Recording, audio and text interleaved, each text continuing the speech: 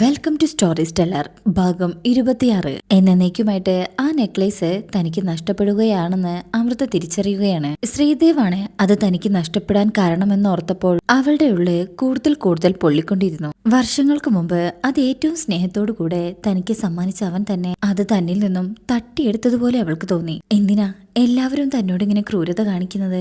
വിധി എപ്പോഴും തന്നോട് ക്രൂരത കാണിച്ചിട്ടേയുള്ളൂ. പക്ഷേ തന്റേതെന്ന് പറഞ്ഞ് ഒരു മാല ആഗ്രഹിക്കാനുള്ള അവകാശം പോലും ജീവിതം തനിക്ക് നിഷേധിക്കുകയാണല്ലോ. അമൃത അങ്ങനെ ഓരോ ആലോചനകളിൽ മുഴുകി. കണ്ണുനീരടക്കാൻ കഴിയാതെ അവൾ അപ്പോഴും കരയുന്നുണ്ടായിരുന്നു. ആളുകളെല്ലാം അവളെ ശ്രദ്ധിച്ചു തുടങ്ങി. അവൾക്കിത് ശ്രീദേവിനോട് ചോദിക്കണമെന്ന് തോന്നി. ഒരിക്കൽ തനിക്ക് സമ്മാനിച്ച നെക്ലേസ് എങ്ങനെയാണ് മറ്റൊരു സ്ത്രീക്ക് കൊടുക്കാൻ തോന്നിയത്? എന്തിനാണ് തന്നെ ചതിച്ചത്? അവളുടെ മുന്നിൽ എന്തിനാ തന്നെ നാണം കെടുത്തിയത്? ഇതിൽ നിന്നും എന്ത് സുഖം അവന് കിട്ടുന്നത്? അങ്ങനെ 1000 ചോദ്യങ്ങൾ അവളുടെ മനസ്സിലൂടെ പാഞ്ഞു. അവൾ അവനെ വിളിക്കാനായി ഫോൺ എടുത്തു. അവനെ കാണാനോ സംസാരിക്കാനോ ഒരു താല്പര്യമില്ലെങ്കിലും ഇക്കാര്യം അവനോട് ചോദിക്കാതെ വയ്യെന്ന് അവൾക്ക് തോന്നി. മുഖം തുടച്ച് ദീർഘനിശ്വാസമിട്ട് അവൾ സ്വയം ഒന്ന് തയ്യാറായി. ഈ ഒരവസ്ഥയില് അവനോട് സംസാരിക്കുന്നത് തന്നെ അവളുടെ ഈ സിറ്റുവേഷനില് വളരെ വലിയ റിസ്ക് ആണ്. നിയന്ത്രണമില്ലാതെ എന്തൊക്കെയാണ് നാവെന്ന് വരിക എന്ന് അവൾക്ക് പോലും അറിയില്ലായിരുന്നു. എന്നിരുന്നാലും രണ്ടും കൽപ്പിച്ച് ഫോണില് അവന്റെ നമ്പർ ഡയൽ ചെയ്തു. അപ്പുറത്ത് റിംഗ് കേൾക്കുമ്പോൾ അവളുടെ ഹൃദയം അതിലും ശക്തമായി ഇടിക്കാൻ തുടങ്ങി. ഹലോ, ആരാ?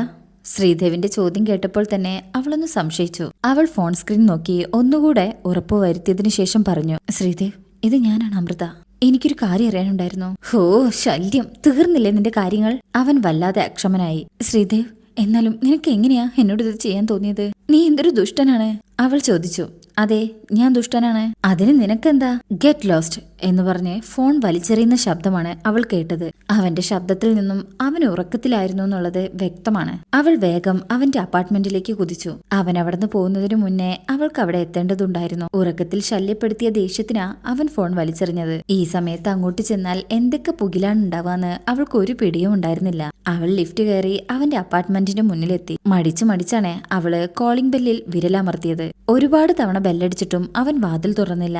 അവൾക്കുണ്ടായിരുന്ന സങ്കടം ഇരട്ടിച്ചു. താഴെ പാർക്കിങ്ങിൽ അവന്റെ കാർ കിടക്കുന്നത് കണ്ടിട്ടാണ് അവൾ മുകളിലേക്ക് കയറി വന്നത്. അതുകൊണ്ട് അവൻ ഇവിടെ തന്നെ ഉണ്ടാകുമെന്ന് അവൾക്ക് ഉറപ്പായിരുന്നു. അവൾ ഒന്നുകൂടെ ബെല്ലടിച്ചു. ഇല്ല, ഒരനക്കവും ഇല്ല. അവൾ പതിയെ തിരികെ നടക്കാൻ തുടങ്ങി. ഇറങ്ങുന്നതിനു മുന്നേ അവൾ പതിയെ വാതിലൊന്ന് തുറക്കാൻ ശ്രമിച്ചു. അവൻ വാതിൽ പൂട്ടിയിട്ടുണ്ടായിരുന്നില്ല. അവൾക്കെന്തോ പന്തികേട് തോന്നി. അവൾ ശബ്ദം ഉണ്ടാക്കാതെ വാതിൽ തുറന്ന് അകത്തോട്ട് കയറി. ലിവിംഗ് റൂമും കിച്ചണും എല്ലാം ആകെ അലങ്കോലമായി കിടക്കുന്നുണ്ടായിരുന്നു. അവൾ പേടിച്ച് അവന്റെ ബെഡ്റൂമിന്റെ വാതിൽ തുറന്നു. അവനവിടെ മൂടി പുതച്ച് കിടന്നുറങ്ങായിരുന്നു. റൂമിന്റെ ഒരു മൂലയിൽ അവൻ നേരത്തെ വലിച്ചെറിഞ്ഞ ആ മൊബൈൽ ഫോണും അവൾ കണ്ടു. ആദ്യമായിട്ടാണ് അവൻ ഉറങ്ങുന്ന സമയത്ത് അവൾ ആ വീട്ടിലേക്ക് ചെന്ന് കയറിയത്. അവൻ ഉണരുന്നതുവരെ വെയിറ്റ് ചെയ്യണോ എന്ന് കരുതി അവൾ അവിടെ തന്നെ അല്പസമയം നിന്നു. പക്ഷെ അതുവരെ ക്ഷമിക്കാനൊന്നും അവളെ കൊണ്ട് സാധിക്കുമായിരുന്നില്ല. കൂടാതെ എത്രയും പെട്ടെന്ന് അവിടുന്ന് തിരിച്ചു പോവാൻ അവൾ ആഗ്രഹിച്ചു. ശ്രീദേവ്, എനിക്കൊരു കാര്യം ചോദിക്കാനുണ്ട്. അവൾ അവന്റെ കിടക്കിട അടുത്ത് നിന്ന് ചോദിച്ചു. അവന് ഒരനക്കവും ഇല്ല. ശ്രീദേവ്, പ്ലീസ്, ഇത് ചോദിച്ചിട്ട് ഞാൻ പൊയ്ക്കോളാം. ഒന്ന് എണീക്കുമോ? അവൾ കെഞ്ചുന്ന പോലെ ചോദിച്ചു. അപ്പോഴും അവൻ അനങ്ങിയില്ല. അവൾ അവനെ തട്ടി വിളിച്ചുകൊണ്ട് വീണ്ടും പറഞ്ഞു, പ്ലീസ്, എനിക്കൊരു... എന്നാ ഇഷ്ടമില്ലാത്ത മുഖത്തോടെ അവൻ തിരിഞ്ഞു കിടന്നു. ഉറക്കത്തിൽ നിന്ന് എഴുന്നേൽക്കുന്നതിന്റെ ചേഷ്ടകളെല്ലാം കാണിച്ച് അവൻ കണ്ണു തുറന്നു. ഉറങ്ങുമ്പോ പോലും എനിക്ക് സ്വസ്ഥത തരില്ലെന്ന് വല്ല ശബ്ദവും എടുത്തിട്ടുണ്ടോ? അവൻ ഉറക്കപ്പിച്ചയോടെ അന്വേഷിച്ചു.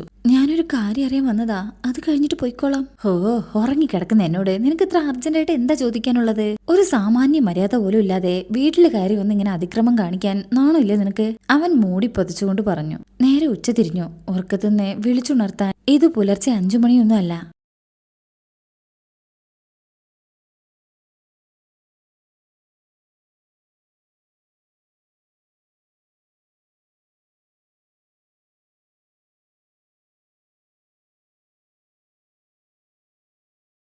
അവൾ ദേഷ്യത്തോടെ തിരിച്ചു പറഞ്ഞു.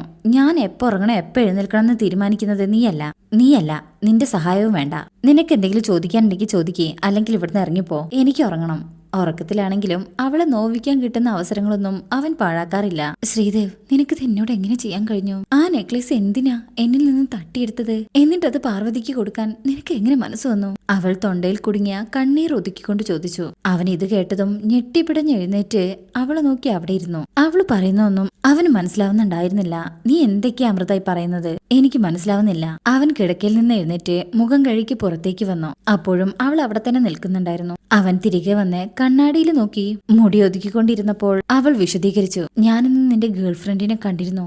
പ്ലാനില് കുറച്ച് മാറ്റങ്ങൾ വരുത്താനുണ്ടായിരുന്നു. അവന്റെ മുഖഭാവം ശ്രദ്ധിച്ചുകൊണ്ട് അവളൊന്ന് നിർത്തി. ഗേൾഫ്രണ്ട് അല്ല, ഷീസ് മൈ ഫിയാൻസി. അവൻ അവളെ തിരുത്തി. ആരും ആവട്ടെ, അവളിന്ന് ഹാർട്ട് ഓഫ് ദി സീ ധരിച്ചുകൊണ്ടാ വന്നത്.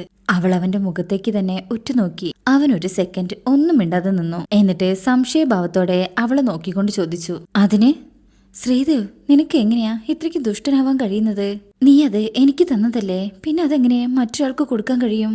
ഒരാൾക്ക് തന്ന സമ്മാനം മറ്റൊരാൾക്ക് കൊടുക്കുന്നത് അത് ശരിയാണോ? അവള് ദേഷ്യവും സങ്കടവും അടക്കാൻ പാടുപെട്ടുകൊണ്ട് ചോദിച്ചു. അവൻ ഈ സമയം ബെഡ്റൂമിൽ നിന്ന് നടന്ന് ലിവിംഗ് റൂമിലേക്ക് എത്തി. സോഫയിൽ ഇരുന്നുകൊണ്ട് അവൻ ചോദിച്ചു, ആരാ നിന്നോട് പറഞ്ഞത് ഞാനാണത് കൊടുത്തതെന്ന്? പാർവതി പറഞ്ഞതാ.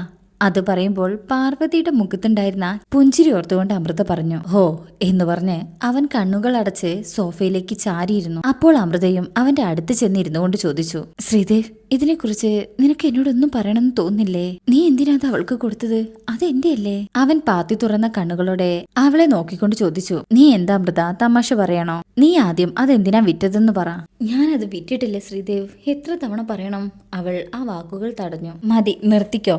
എനിക്ക് ഈ കാര്യത്തെക്കുറിച്ച് സംസാരിക്കാൻ ഒരു താല്പര്യവും ഇല്ല. നിനക്കൊന്ന് പോയി തരാമോ? ഞാൻ ആകെ ക്ഷീണിച്ചിരിക്കണേ. അവൻ വീണ്ടും കണ്ണുകൾ അടച്ചു കിടന്നു. അവൾക്ക് വീണ്ടും എന്തൊക്കെയോ പറയാനുണ്ടായിരുന്നു. പക്ഷെ കുറച്ചു സമയത്തേക്ക് അവൾ ഒന്നും മിണ്ടിയില്ല. അല്പസമയത്തിനു ശേഷം ബാഗിലുണ്ടായിരുന്ന ചെക്ക് എടുത്തുകൊണ്ട് അവൾ അവനോട് പറഞ്ഞു, ഇതൊരു 1,00,000 രൂപയുടെ ചെക്കാണ്. ഇതെടുത്തിട്ട് നീ ആ മാല എനിക്ക് തിരികെ തരണം. എന്റെ കയ്യിൽ തരാൻ ഇനി വേറൊന്നുമില്ല. അവൻ പതിയെ എഴുന്നേറ്റ് കണ്ണുകൾ തുറന്ന് അവളുടെ മുഖത്തേക്ക് നോക്കി. നിനക്ക് എവിടുന്നാ ഇത്രയും പണം? ആ കടക്കാരൻ കോമ്പൻസേഷൻ ആയിട്ട് തന്നതാ. അവള് സത്യസന്ധമായിട്ട് കാര്യങ്ങൾ പറഞ്ഞു. എനിക്കറിയാം, നീ ഇതിനേക്കാൾ കൂടുതൽ പണം കൊടുത്തിട്ടായിരിക്കും അത് വാങ്ങിച്ചിട്ടുണ്ടാവുക. പക്ഷെ എന്റെ കയ്യില് ഇപ്പൊ ഇതേ തരാനുള്ളൂ. നീ ഇത് വാങ്ങിച്ചിട്ട് മാല എനിക്ക് തിരികെ തരണം. ഇതിന്റെ അപേക്ഷയാണ്. നീയല്ലേ പണത്തിന് അത്യാവശ്യം ഉണ്ടെന്ന് പറഞ്ഞത്? ഇതെടുത്തൂടെ നിനക്ക്? എന്തിനാ എനിക്ക് തരുന്നത്? അവൻ അമ്പരന്നുകൊണ്ട് അവളെ നോക്കി. ശ്രീദേവ്, ഇതങ്ങനെയല്ല.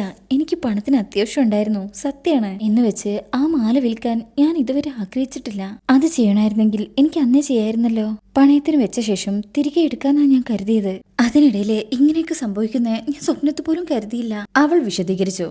നിനക്ക് ആ നെക്ലേസ് വിലപ്പെട്ടതാണെന്ന് എനിക്കറിയാം. നീ അത് തിരികെ ചോദിക്കുന്നത് ഇനിയൊരു അത്യാവശ്യം വന്നാൽ അത് വിൽക്കാൻ വേണ്ടിയിട്ടാണോ, അതോ ഇതുപോലെ പണയം വെക്കാനോ?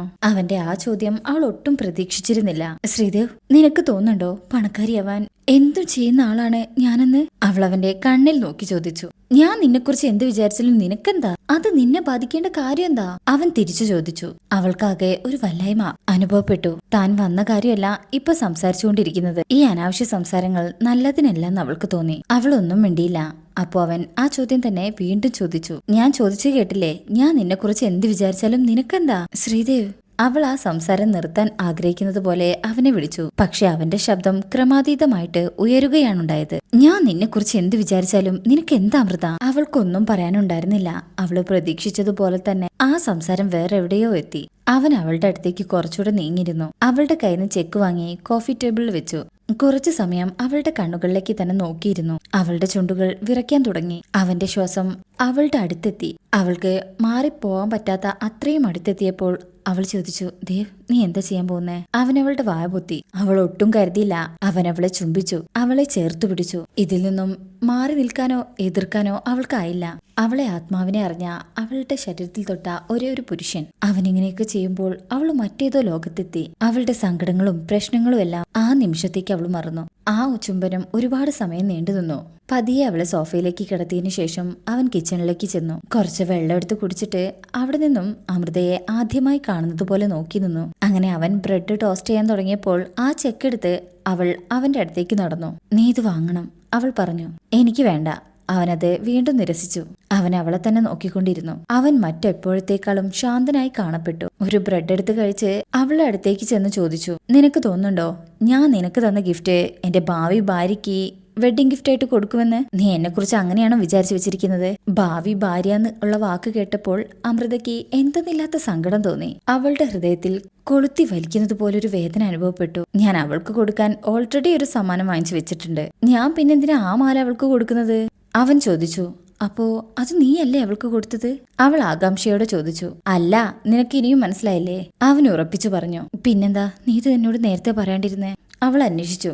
ഞാൻ തന്നെയാണ് വാങ്ങിച്ചതെന്ന് ഉറപ്പിച്ചിട്ടല്ലേ നീ എന്നോട് ചോദിച്ചത്? ഞാൻ പിന്നെ എന്തു പറയാനാ? അവൻ കൈമലർത്തി.